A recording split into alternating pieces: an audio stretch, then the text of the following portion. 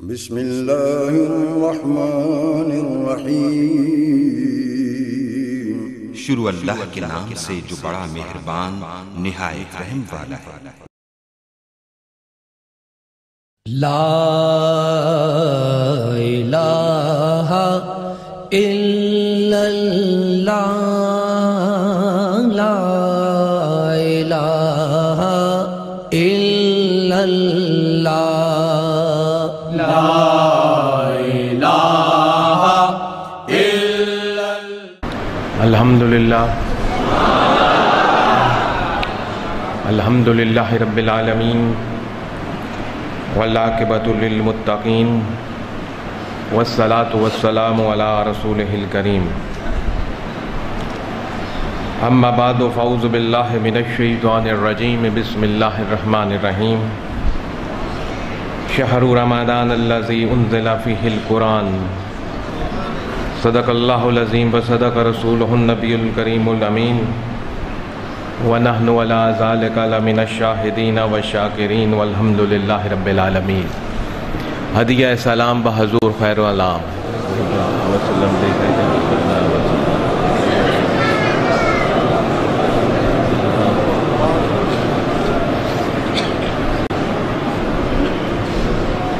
مسلمان بھائیوں اور میرے پیر بھائیوں،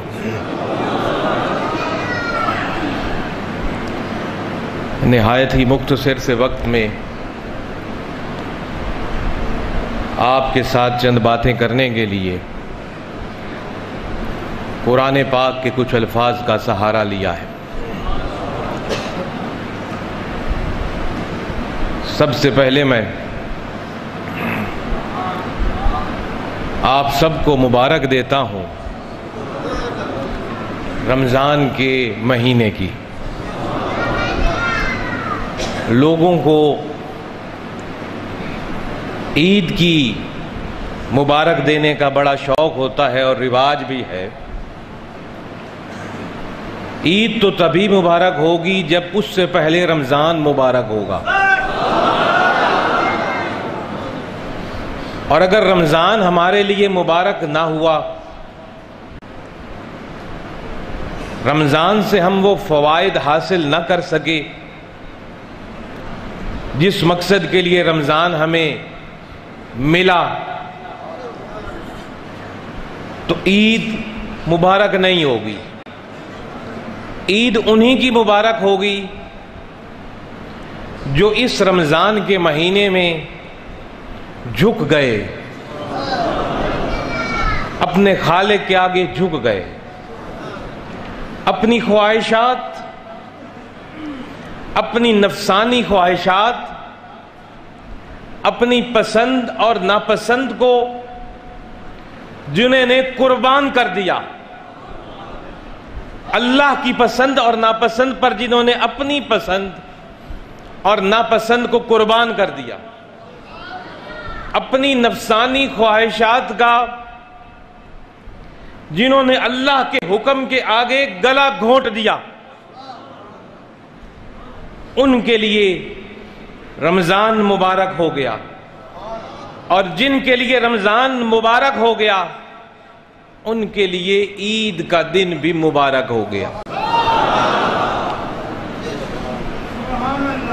تو میں آپ سب کو مبارک دیتا ہوں کہ اللہ سبحانہ و تعالی نے ہماری زندگیوں میں ایک مرتبہ پھر رمضان کو بھیجا، رمضان کے مقدس اور مبارک مہینے کو بھیجا۔ ان رمضان کے ماہ کے اندر روزوں کے دوران یہ بھی سوچ لیا کرو کہ رمضان ہمیں کسی عظیم المرتبت شخصیت کے صدقے ملا۔ اگر وہ شخصیت نہ ہوتی جلوہ گر تو رمضان کہیں نہ ہوتا، رب کی رحمت کہیں نظر نہ آتی، رب کی رحمت برستی کہیں نہ ملتی، اور وہ شخصیت جس کے صدقے یہ رمضان بھی ہمیں ملا وہ ہے اللہ کے حبیب کی شخصیت. تو اپنی عبادات کے اندر اس شخصیت کو مت بھولو، اس شخصیت کے تصور کو مت بھولو. اس شخصیت کی یاد کے بغیر کسی کا روزہ نہیں، اس شخصیت کی یاد کے بغیر کسی کا نماز نہیں، کسی کا سجدہ نہیں، کسی کا رکوع نہیں، کیونکہ یہ سب کچھ ملا اسی شخصیت کے صدقے. یہ رمضان کا مہینہ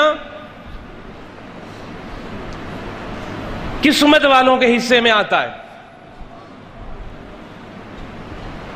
زندگی انتہائی مختصر ہے، فانی ہے اور بے وفا ہے. موت جیسی حقیقت کو ہم بھول بیٹھے ہیں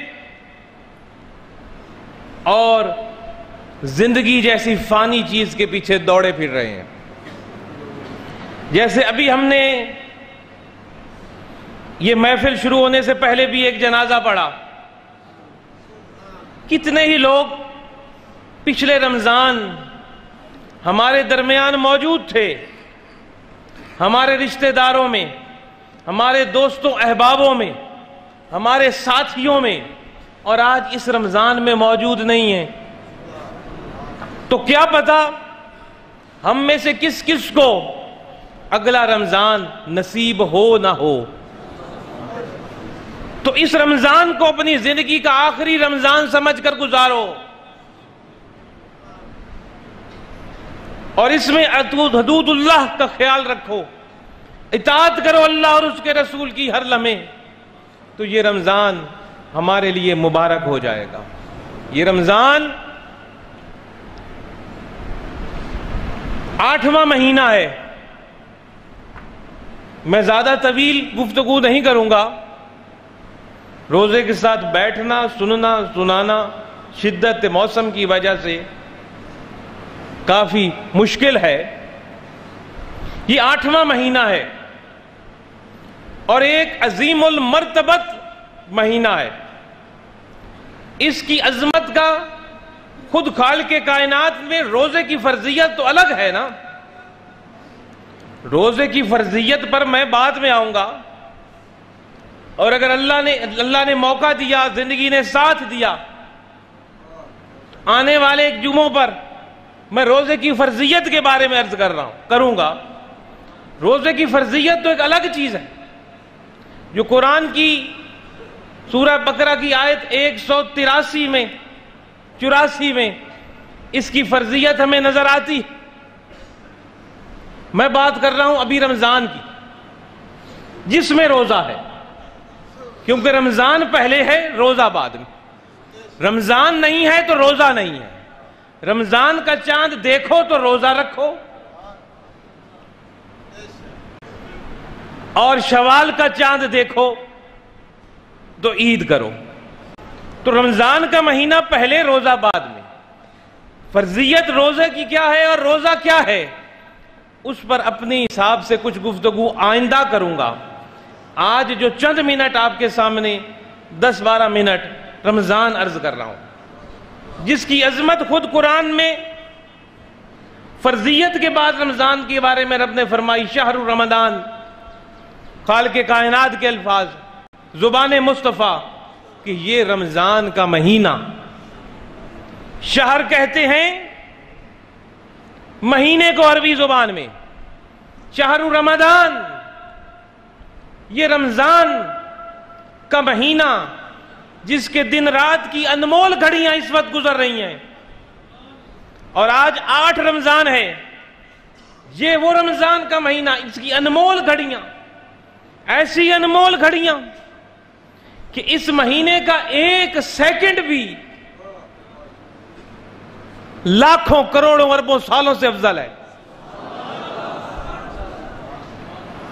اس مہینے کا ایک منٹ، اس مہینے کا ایک گھنٹہ، اس مہینے کا ایک دن، اس مہینے کی ایک رات ایک طرف، اور کسی کی قیامت تک کی زندگی ہو سوائے رمضان کے ایک طرف.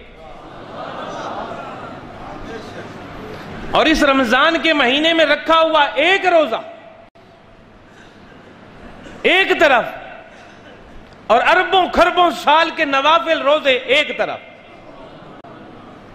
بعض لوگ اپنی کم علمی کی وجہ سے تصور کر بیٹھتے ہیں کہ شاید رمضان کے مبارک اور مقدس مہینے کے علاوہ جو باقی روزے نفلی صورت میں رکھے جاتے ہیں باقی مہینوں میں ان کا ثواب شاید رمضان کے روزے سے بڑھ کر یا برابر نہیں، چاہے وہ روزے شعبان کا ہو، رجب کا ہو، شوال کے ہوں، ذی الحج کے ہوں، محرم کے ہوں، اپنی اپنی جگہ پر نوافل روزے ہیں اور ان کا ثواب بھی آپ کو نظر آ جاتا ہے کہ جی فلانے مہینے میں روزہ رکھو تو جی پچھلے گناہ معاف، فلانی تاریخ کو روزہ رکھو تو جناب اتنے سال ہزار سال کے نیکیاں، فلانے مہینے میں روزہ رکھو تو جناب اتنے ہزار آنے والے سالوں کی بھی نیکیاں آپ کو ملتی ہیں۔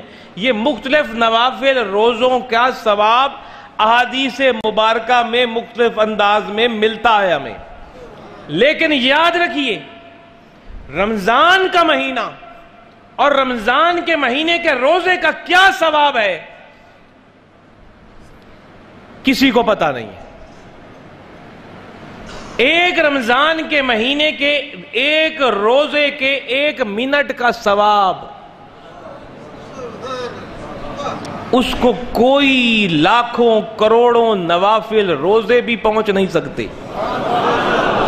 رمضان پورے کا ثواب کی بات نہیں کر رہا، ایک روزے کی بات نہیں کر رہا، ایک دن کے روزے کے 1 منٹ یا 1 سیکنڈ کی بات کر رہا ہوں۔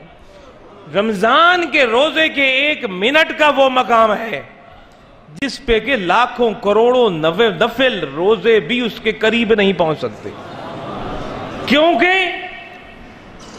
کسی روزے کا 1000 دنوں کا ثواب، کسی روزے کا جناب سال کا ثواب، کسی کا کوئی، لیکن رمضان کے روزے کا ثواب رب نے فرمایا الصوم لی وانا اجزی بہ۔ باقی روزوں کا ثواب تو ہے نفلوں کا، لیکن جس نے رمضان کا روزہ رکھا میں رب اس کا ہوں۔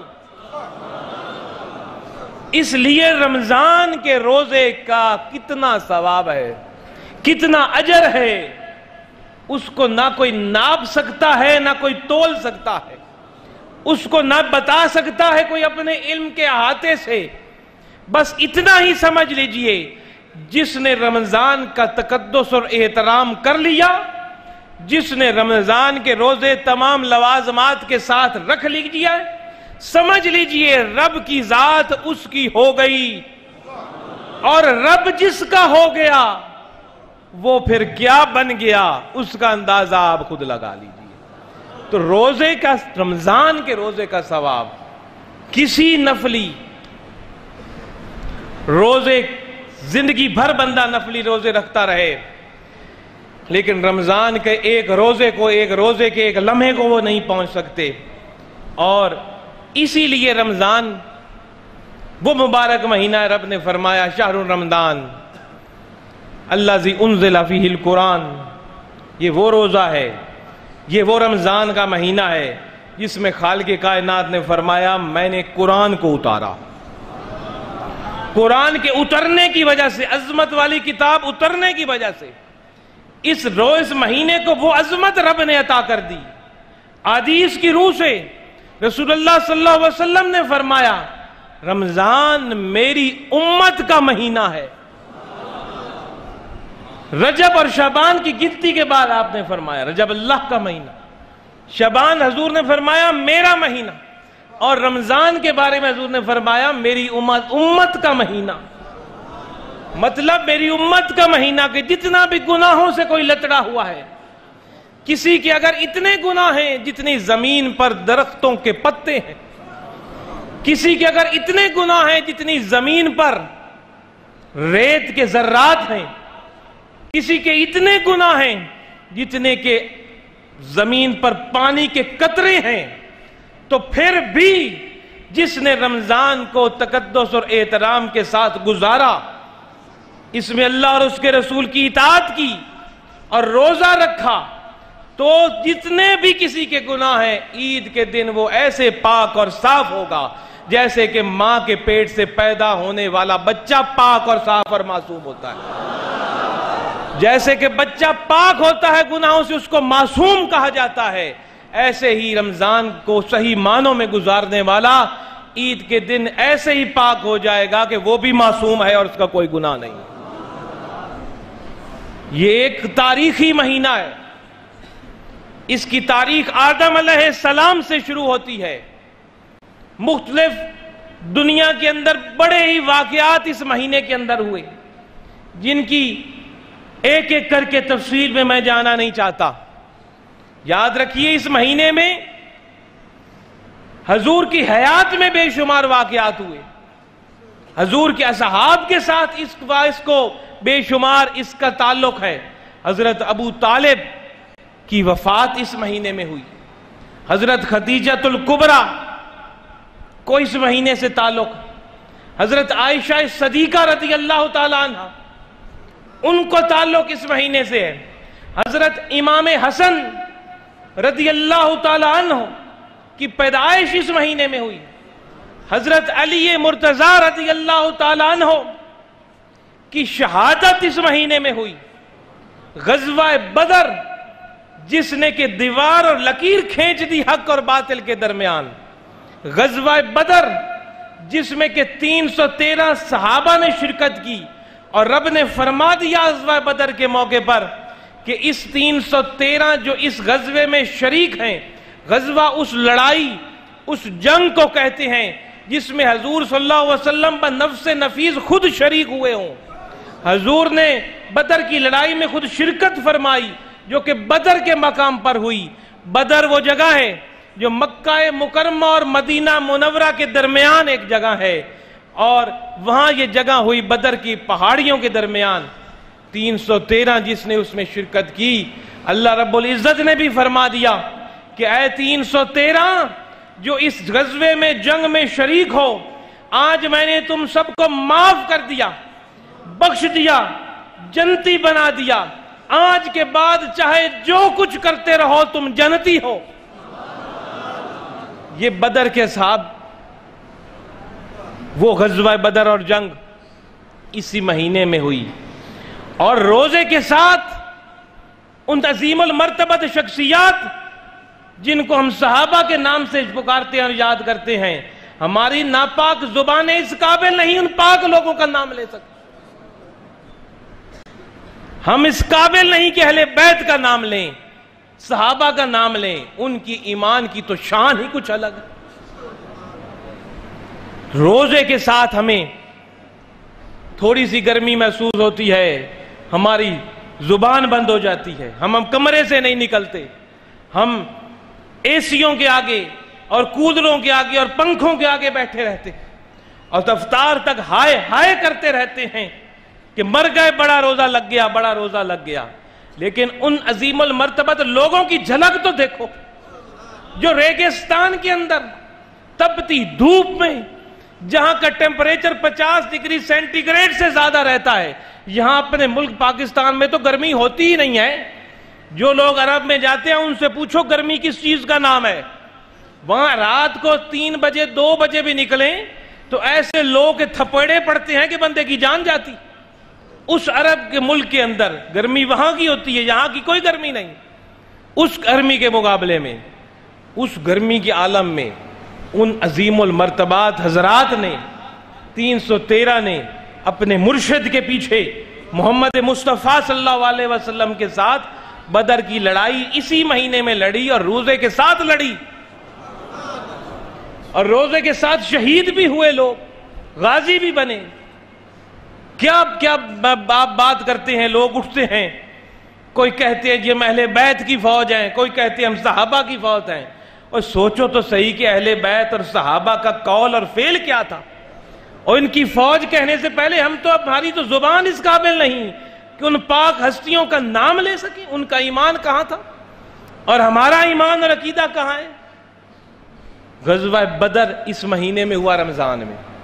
پھر اس کے بعد فتح مکہ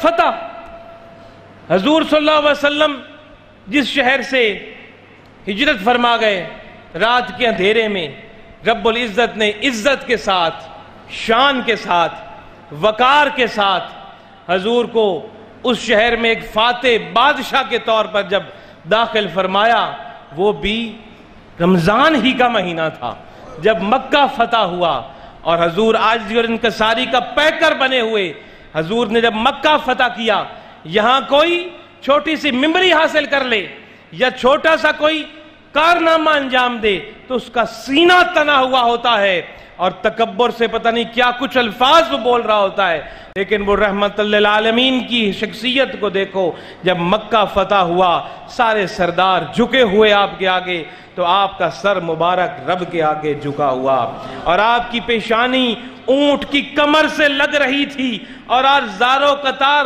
رو رہے تھے، اور آپ فرما رہے تھے کہ اے اللہ تیرا شکر ہے، تو نے اپنے بندے سے کیا ہوا وعدہ پورا کیا، تو نے مجھے عزت دی، تو نے فتح دی، تو نے مقام دیا، تو نے آج اپنا بندے سے کیا ہوا وعدہ پورا کیا اور فاتح کے روپ میں مکہ شہر میں داخل کیا۔ تو یہ مکہ فتح جو ہوا کئی سال کے بعد، یہ بھی رمضان کا مہینہ تھا۔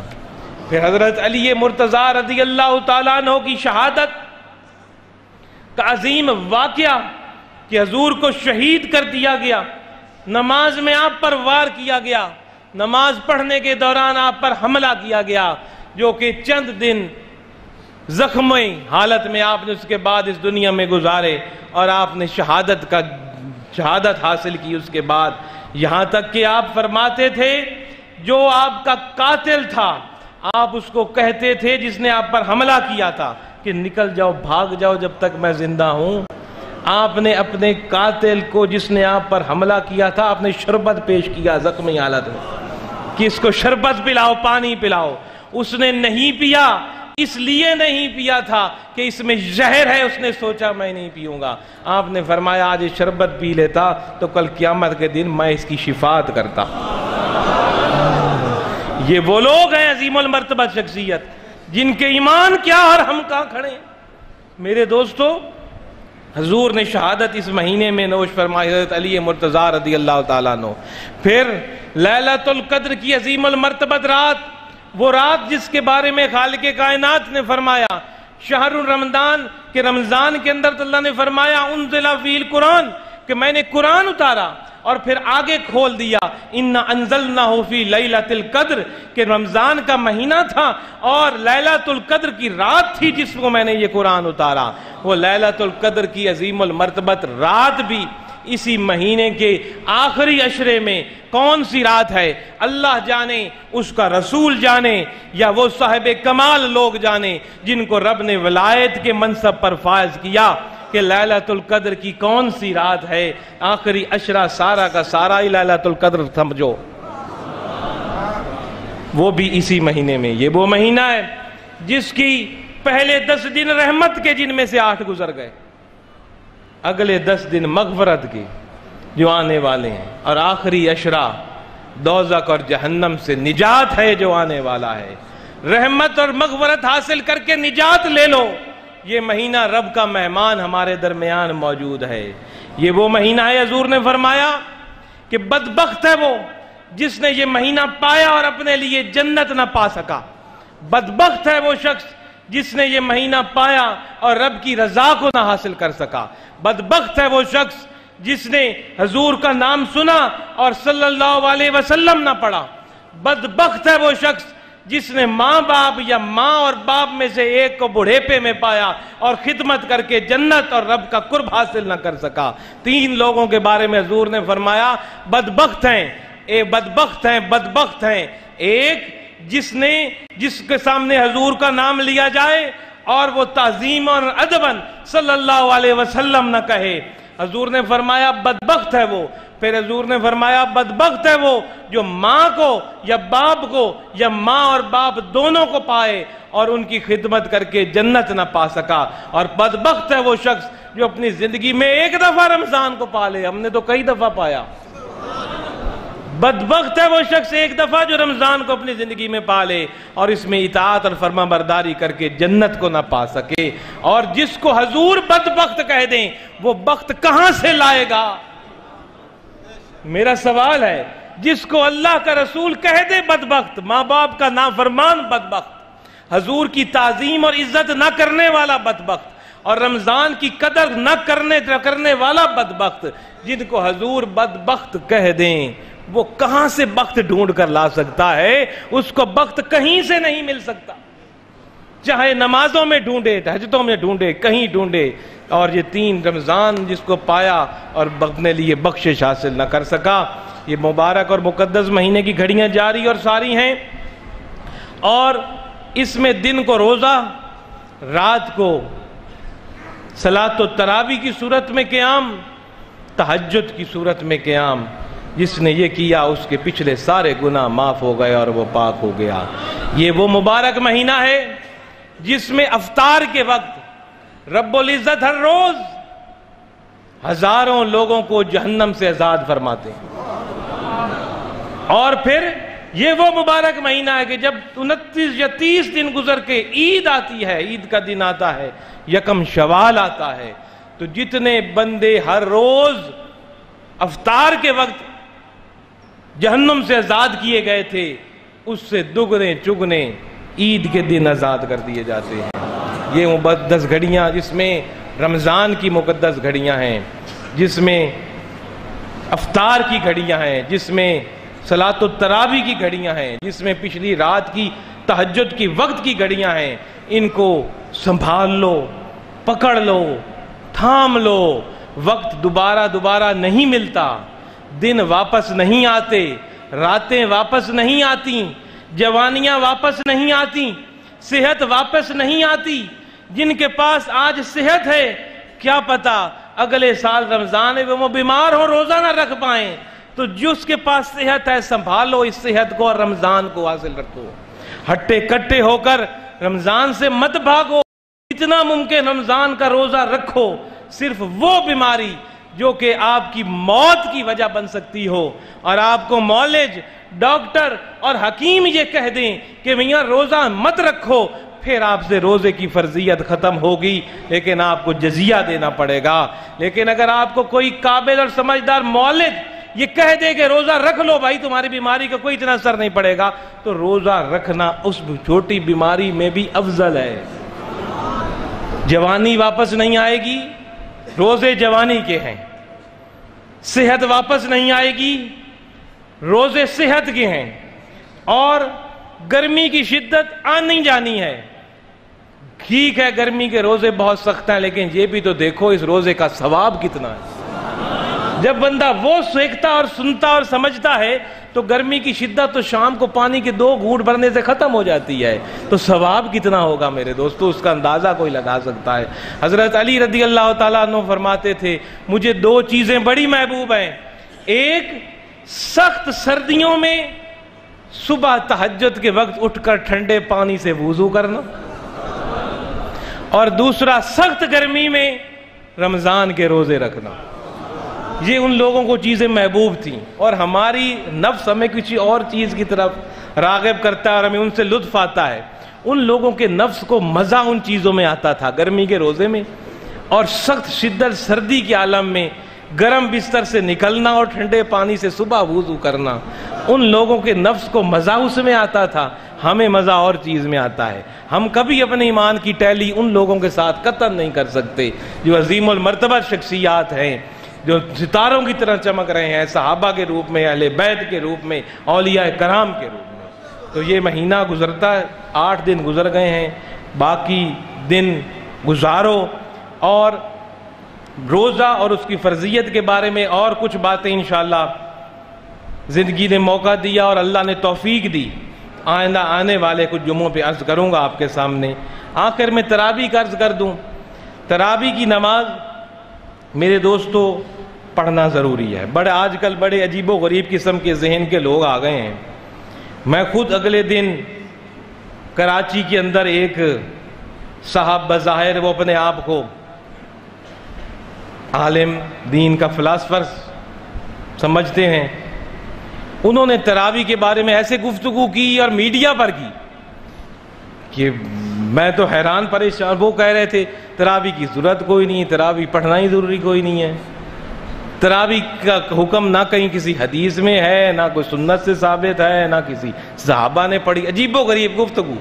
اور اب وہ ایسی گفتگو جب کوئی سنے گا تو جو کم علم رکھنے والے لوگ ہیں یا جن کا ہاتھ کسی کامل کے ہاتھ میں نہیں، یہ سمجھ لیجیے یہ ہم کامل کے ہاتھ میں ہاتھ اس لیے دیتے ہیں کہ ہمیں وہ بچائے، غلط عقیدے سے بچائے اور اسلام کا لبادہ اوڑھ کر دین اور عقیدے کو کاٹنے والے جو لوگ پیدا ہو چکے ہیں ان سے محفوظ رہے بندہ. کیونکہ کم علم بندہ جی دیکھے گا جی ایک بندے نے داڑھی رکھی ہوئی ہے، جبہ کبا پہنا ہوا ہے، عالم ہے، آیتیں پڑھ رہا ہے، حدیثیں پڑھ رہا ہے، سچی بات کر رہا ہوگا نا، کیا پتا وہ بیچ میں کتنی ڈنڈی مار رہا ہو اس گفتگو میں. تو ہم نے تو کامل کو پکڑا اس لیے ہے اور بیعت کی اللہ کے ولیوں کے در پہ ہاتھ اس لیے ہے کہ ہم غلط عقیدے سے بچ جائیں اور جب ڈگمگانے لگ جائیں تو یہ ہمیں تھام لے. ارد گرد مت دیکھو، اپنے پیر کو دیکھو، اس نے تراویح پڑھی ہے تو پڑھو، اس نے 20 رکعت پڑھی ہے تو 20 رکعت پڑھو. ارد گرد الجھنے کی ضرورت نہیں ہے. تراویح 20 رکعت ہی ہے ہمارے لیے، تو 20 رکعت ہی ہے. 8 اور 12 جو لوگ کہتے ہوں گے، کوئی دلیل ہوگی بھائی ان کے پاس، دلیل ہوگی تو بات کرتے ہیں. لیکن ہم نے تو اپنے مرشد کو 20 رکعت پڑھتے دیکھا تو ہم نے تو 20 رکعت ہی پڑھنی ہے. اور دوسری بات عرض کر دوں، آپ کے مدد کرے گی آپ کو. رمضان میں لوگ آتے ہیں مسجد میں نماز پڑھنے. یہ تراویح وہ نماز ہے حضور کے حیاری حیات میں اس طرح نہیں تھی مسجدوں میں اور جماعتوں کے ساتھ. بے شمار ایسی چیزیں ہیں جو حضور کی زار یاد میں نہیں تھی، جس میں تراویح بھی ہے، یہ آپ کے میلاد بھی ہیں، یہ ختم بخاری بھی ہے اور دیگر ختم بھی ہیں، مختلف چیزیں ہیں، میں اس کی تفصیل میں نہیں جاتا. یہ تراویح بھی اسی میں ہے. ہر کوئی اکیلا اگر پڑھتا تھا، لیکن عمر فاروق کے دور میں آئی. بدعت اچھی بدعت بھی ہو سکتی ہے، بری بدعت بھی ہو سکتی ہے. جو اچھی بدعت ہو، قرآن و حدیث کے خلاف نہ ہو، اس پر عمل کرنا کوئی بری بات نہیں ہے. وہ بدعت جو قرآن و حدیث کے خلاف ہے وہ بری ہے اور ممنوع. تو یہ قرآن و حدیث کے کوئی خلاف نہیں. اچھا، اب عشاء کی ہے فرض نماز. میرے دوستو، نوافل جو ہیں وہ فرائض کو نہیں پہنچتے، یقین کر لیجئے، پلے باندھ لیجئے. فرض فرض ہے. فرض نماز کے برابر کوئی اور نماز نہیں. فرض روزے کے برابر کوئی اور روزہ نہیں. یہ پلے باندھ لے. اور یہ وہ مبارک مہینہ ہے جس میں جو فرض پڑھے گا اس کو باقی مہینوں میں 70 فرض اس نے پڑھے، اس مہینے میں 1 فرض برابر. یہ وہ مہینہ ہے جس نے اس مہینے میں نفل پڑھے تو اس کو ثواب فرضوں جیسا ملے گا. فرضوں کے ثواب اور فرضوں جیسا ثواب نفل اور سنت میں نہیں ہے. اور دعا مانگنے کا بہترین وقت بھی فرض کے بعد ہے. ہر نماز کی جو فرض رکعتیں ہوتی ہیں، تو عشاء کی نماز کی 4 رکعتیں ہیں فرض. اور یہ جو 20 رکعت ہے صلاۃ التراویح، یہ فرض نہیں ہے.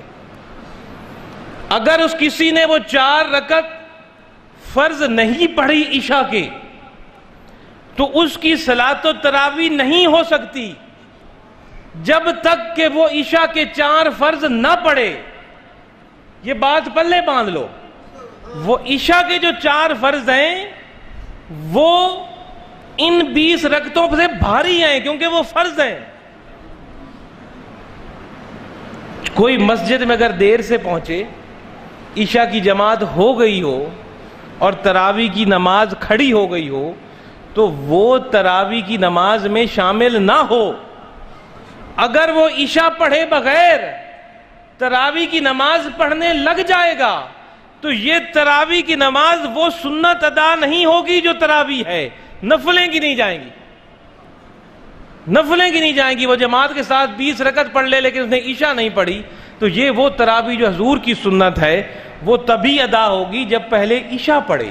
مسجد میں جاؤ، اگر عشاء کی جماعت ہو گئی ہے آپ سے پہلے، آپ ایک سائیڈ پر پہلے 4 رکعت عشاء ادا کرو. عشاء فرض ادا کرو گے تو اس کے بعد تراویح پڑھنی ہے. 4 رکعت عشاء کے ادا کیے بغیر آپ کی تراویح نہیں ہے، وہ ضروری ہے عشاء، تراویح اس کے بعد کی چیز ہے۔ تو یہ ایک چیز اور ایک مسئلہ اپنے ذہن میں رکھیے۔ بعض لوگ اپنی کم علمی کی وجہ سے آتے ہیں، دیکھیں جماعت ہوئی کھڑی ہے، وہ تراویحوں کے ساتھ مل جاتے ہیں۔ نہیں، تراویح کی نماز آپ نے اس وقت تک نہیں پڑھنی جب تک کہ عشاء کے فرض نہیں پڑھنے، اور جب عشاء کے فرض جماعت سے پڑھو گے تو پھر ہی وتر بھی جماعت کے ساتھ پڑھو گے۔ یہ بھی ذہن نشین کر لیجئے، عشاء کے فرض اگر آپ نے جماعت کے ساتھ نہیں پڑھے تو وتر بھی نہیں پڑھے جائیں گے۔ عشاء کے فرض اگر آپ نے جماعت کے ساتھ پڑھے ہیں، اس کے بعد آپ نے تراویح پڑھی ہے، اس کے بعد پھر وتر کی جماعت ہوئی ہے، تو پھر آپ جماعت میں شامل ہو۔ فرض فرض فرض فرض ہے کہ یہ ضروری کرو، نفل اور سنت ہے، کرو تو اچھا ہے، نہ کرو تو گناہگار نہیں ہو۔ تو وہ ہیں 4 فرض عشاء کے، وہ اگر ادا نہیں ہوئے تو کون سی سنت، کون سے نفل، کون سی تراویح، کون سے وتر، وہ سب بعد کی بات ہے۔ وہ پہلے 4 فرض ادا کرنے ہوں گے اور 20 رکعت پڑھنی ہوگی، کیونکہ ہماری 20 رکعت ہے۔ اور آخر میں عرض کروں کہ بعض کم علم لوگ یہ سمجھتے ہیں کہ جو کام حرمین شریفین میں ہو رہا ہے جی وہ ہے صحیح ہے، ویسے ہی کرو۔ حرمین شریفین سے مطلب سعودی عرب، کہ یہ کام جی سعودی عرب میں ہو رہا ہے، وہاں ایسے نماز پڑھی جاتی ہے تو ہم تو بھی یہاں ایسے پڑھیں گے۔ بھائی سعودی عرب میں کوئی کام ہو رہا ہے، یا پاکستان میں ہو رہا ہے، یا ہندوستان میں ہو رہا ہے، یا امریکہ میں ہو رہا ہے، یا ایران میں ہو رہا ہے، یا عراق میں ہو رہا ہے، تو یہ دلیل نہیں ہے کہ یہ کام پاکستان میں ہو رہا ہے جی صحیح ہے میں کروں گا، یہ کام سعودی عرب میں ہو رہا ہے صحیح ہے میں کروں گا، یہ کام ایران میں ہو رہا ہے صحیح ہے میں کروں گا۔ نہیں، دلیل صرف قرآن و حدیث ہے۔ قرآن و حدیث میں دلیل ہے تو وہ کام صحیح ہے، قرآن و حدیث میں دلیل نہیں ہے تو وہ کام جہاں بھی ہو رہا ہے صحیح نہیں ہے۔ تو بعض لوگ سعودیہ جاتے ہیں، وہاں دیکھتے ہیں جیسے جی نماز پڑھ لی ہے لوگوں نے، جو طریقہ اختیار کر لیا بعض لوگوں نے، وہاں جی جہاں وہاں ہو رہا ہے تو صحیح ہے ہم بھی یہ کریں گے۔ سعودی عرب دلیل نہیں ہے، دلیل قرآن و حدیث ہے۔